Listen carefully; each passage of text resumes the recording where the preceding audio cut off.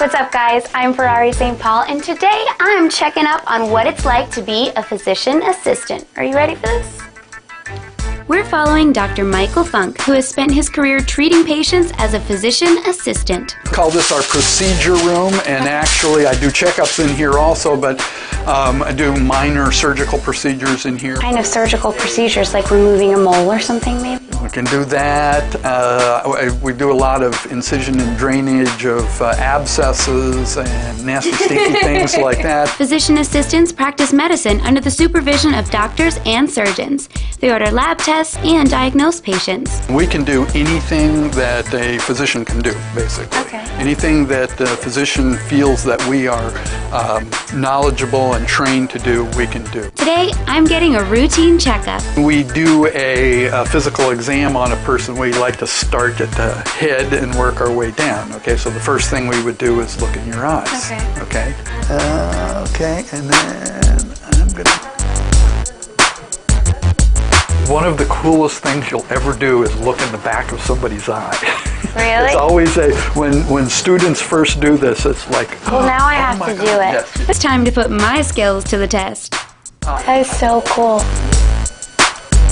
Dr. Funk says about 60% of PAs work in primary care specialties like general and family medicine. He says the other 40% work in subspecialties like surgery and orthopedics. So what kind of training did you go through for this?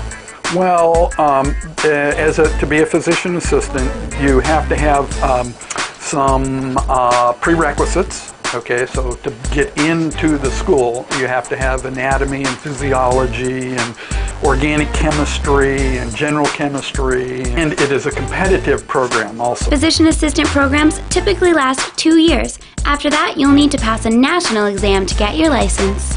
The main difference between being a physician assistant and being a doctor is that doctors go through residency training.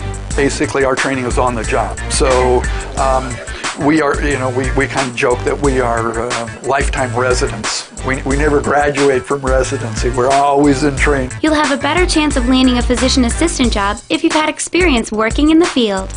Yes. Your experience be as... I worked as a phlebotomist. I became an emergency medical technician first of all, and then I got a job in a hospital. Physician assistants who work in hospitals may have to work weekends and night shifts and may be on call. Those who work in clinics tend to have a 40-hour work week. Medicine, to be honest with you, is a dirty, nasty job. We deal with all kinds of bodily fluids and, stuff that most people don't want to have to ever deal with. If you've got the strong stomach needed to be a physician assistant, the pay is very rewarding. Starting salaries average around $75,000. Dr. Funk says to be a successful physician assistant, you'll need to be able to work under pressure. You have to learn to deal with people who are not so happy and nasty and mean and angry. And people who get into medicine do it because they want to help people. They want to do good for people. If you can see yourself in Dr. Funk's shoes, you might have just found your career.